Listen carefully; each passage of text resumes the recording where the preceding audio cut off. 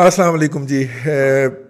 अभी ये गलगला जारी है। हुकूमत की तरफ से जो दावा किया गया है कि $1500 पर कैपिटा इनकम हो गई है।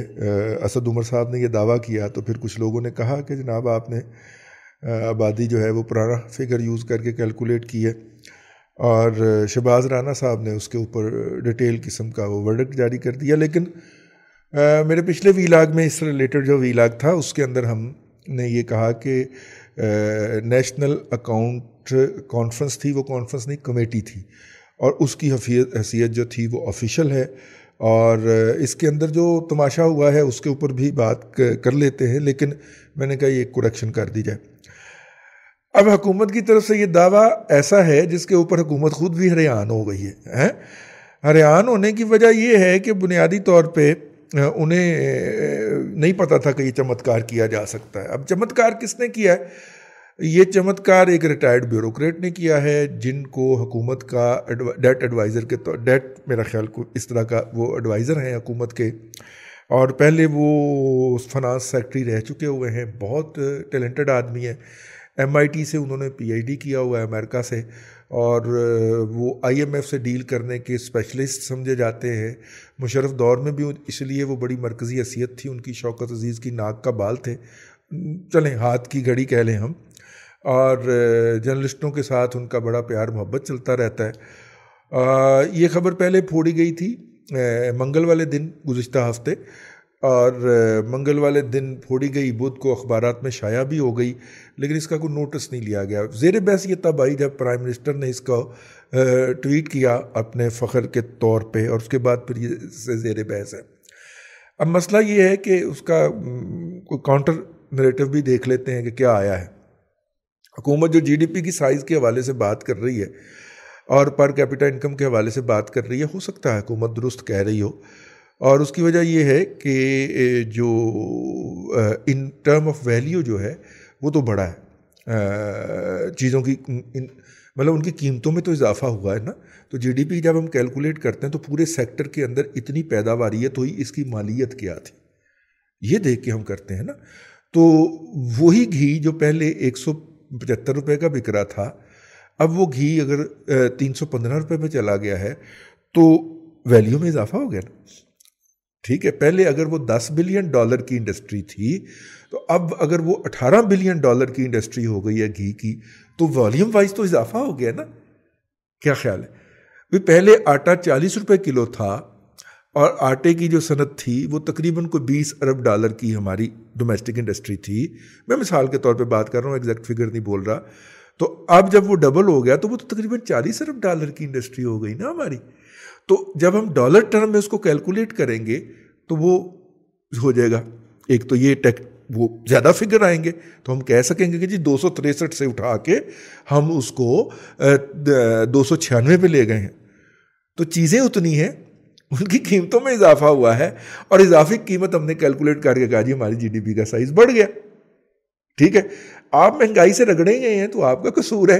हुकूमत तो अपनी कामयाबी और कारकर्दगी दिखाने में कामयाब रही है ना। एक तो ये इस पहलू को नज़रअंदाज ना किया जाए जो हुकूमत ने $296 अरब के उसका वादा किया है। एक और पॉइंट जिसकी निशानदेही की गई, और मैं यहाँ पे उसको करना चाह रहा हूँ, अगर इकॉनमी उस तरह चलती रहती जैसी 2018 तक चल रही थी, और कुछ लोगों को मसला ना होता और वो सेमिनार्स करना ना शुरू करते, और उसके बाद इस मुल्क के अंदर एक तमाशा और बांदर किला ना शुरू कराते, तो उस स्पीड से तरक्की करते हुए इस वक्त हमारे GDP का साइज़ $290 अरब के करीब हो गया होना था। जो प्रोजेक्शंस थी, जो तमाम आलमी इदारों के हमारे बारे में अंदाजे थे। ठीक है, तो इस तरह तो इन 3 सालों के अंदर $100 अरब का घाटा पड़ा ना जिस कौम को, उसका भी कोई मुजरम होगा है, जिसको बड़ी तशवीश थी इकॉनमी के मसले के ऊपर, ज़ाहिर है उन्हीं के ऊपर ही जिम्मेदारी जाएगी। एनी हाउ, ये जो कैलकुलेशन हो रही है और जिस तरह फिगर्स को डिस्टॉर्ट किया जा रहा है, ये फार्मूला दस्या किने? सवाल पैदा होता है ना। सवाल पैदा होता है कि ये ऐसा करने की नसीहत किसने दी? इतना अक्लमंद कौन हो गया जिसने आगे सलाह दी कि इस तरह नहीं, इस तरह कर लेते हैं? तो वो जो दास्तान सामने आई है वो दास्तान ये है कि वो जो ब्यूरोक्रेट हैं, वो जो कि MIT से PhD भी करके आए हुए हैं और IMF के साथ उनको डील करने का तजर्बा भी बहुत है, और परवेज़ जनाब शौकत अजीज़ साहब की वो हाथ की घड़ी और जेब की छड़ी, जेब की घड़ी और हाथ की छड़ी रहे हैं। वैसे मैं उनकी ज़ाती खसाइस का बहुत ज़्यादा कायल हूँ, बड़े पाकबाज आदमी हैं और नमाज कोई नहीं छोड़ते, और उनकी क्रेडिबिलिटी और ईमानदारी के हवाले से भी बहुत सारे लोग कसम खा सकते हैं। लेकिन जब फिगर्स आते हैं ना, तो उनको अंदर से ही ना कुछ तमूड़ी लड़ जाती है, अचवी होनी शुरू हो जाती है, और वो फिगर ऊपर नीचे करने से बाज नहीं आते। इसी तरह के फिगर ऊपर नीचे किए थे उन्होंने पहले, और वो फड़े भी गए थे, वो किए थे, तो जिसके नतीजे के अंदर और इसी तरह की उन्होंने गैम्बलिंग की है। अब मतलब अल्फाज का फिगर्स को ऊपर नीचे किया है। आप पूछेंगे कैसे किया है? जी मैं अर्ज़ करता हूँ कैसे किया है।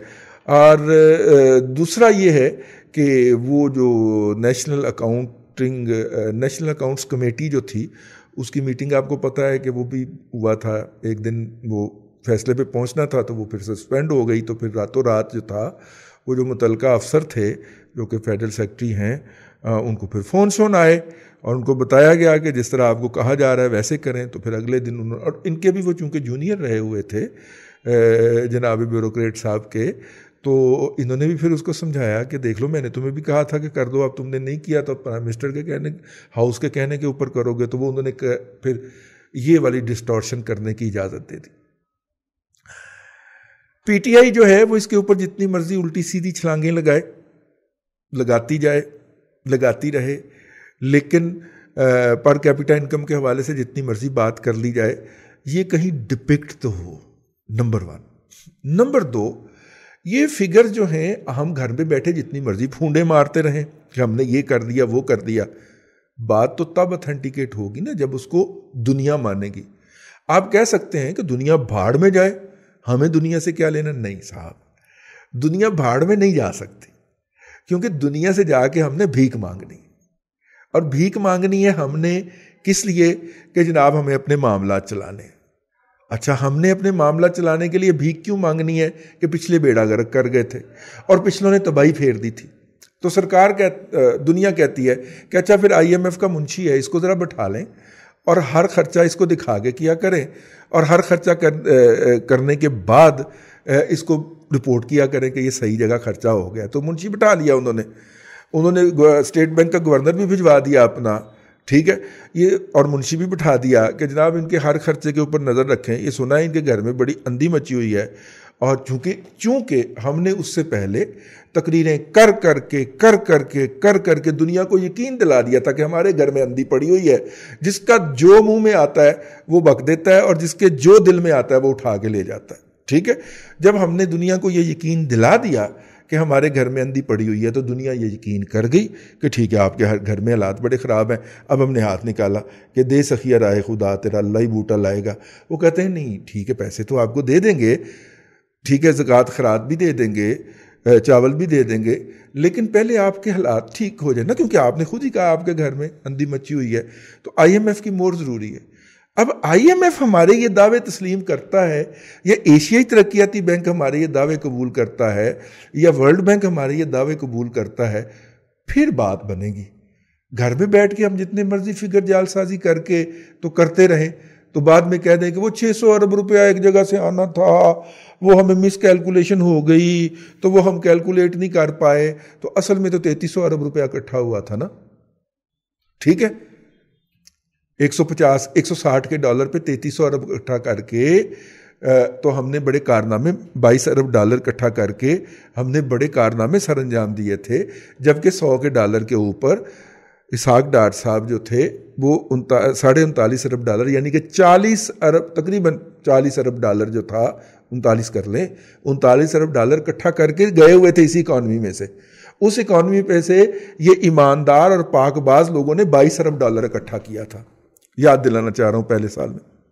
ठीक है, जब ये चाइना के स्टीव जॉब्स साहब जो थे, ये पाकिस्तान के फाइनेंस मिनिस्टर बने थे और फिर बड़े अनसेरेमोनियसली हटाए भी गए थे। अब वो वापस आ गए, सो ये काम उनकी ज़ेरे निगरानी हो रहा है। और जो कुछ उन्होंने किया था एंग्रो के अंदर, वो तो कौम को नज़र आ गया था। 6 महीने बाद ऑडिट होना होता था, साल के बाद ऑडिट रिपोर्ट पोस्ट होनी, साल में खैर 4 क्वार्टरली ऑडिट रिपोर्ट होनी होती थी। तो वो बेड़ा गर्क हो गया ना, कर्जा ले लिया, पता नहीं सी कितने खर्च करना, और ऐसे ऐसे शोबों में जाके पंगा लिया, फूड और ये वो आखिरकार एंग्रो कॉरपोरेशन ने उन अदारों से को बेच के ये डेयरी शेरी सारा कुछ बेच के जान छुड़ा के तो अपने आप को रेस्क्यू किया है। अदरवाइज ये तो उसकी जड़ों के अंदर बारूद भर के तीली लगाए हुए थे कि अब भक होगा और सब कुछ उड़ जाएगा। तो खैर उन्होंने बड़ी मुश्किल से उसको टर्न अराउंड किया और बचा के वापस लेके आए। कहने का मतलब ये है कि ये जितने भी हुकूमत के दावे हैं ये अभी टेस्ट होना बाकी हैं, हक की, मयार की, सच की कसौटी के ऊपर। तो जब ये टेस्ट होंगे, और ज़ाहिर है कि वर्ल्ड अपना आइंदा बजट से पहले हमें इन तमाम अदारों के पास जाना है, और जब हम जाएंगे तो वो हमारा जायज़ा लेंगे। ठीक है, फिगर्स उनको हम ही नहीं प्रोवाइड किए होंगे कि हमने ये कर दिया है। दूसरी बात ये है, और जब हम वो एब्सोल्यूट फिगर्स लेके उनके पास जाएंगे और वो इसका जायज़ा ले चुके होंगे, तो उसके बाद पता चलेगा कि हमने कितना झूठ बोला है। बोला हमने झूठ ही है, लेकिन कितना बोला है उसकी मिकदार का फ़ैसला तब होगा। और बजट से पहले हमें चूँकि उनके पास जाना है, तो ये तय होने में कोई ज़्यादा देर नहीं लगेगी। ये इंशाल्लाह अगले महीने के मिड तक आपको पता चल जाएगा कि झूठ का लेवल कितना था।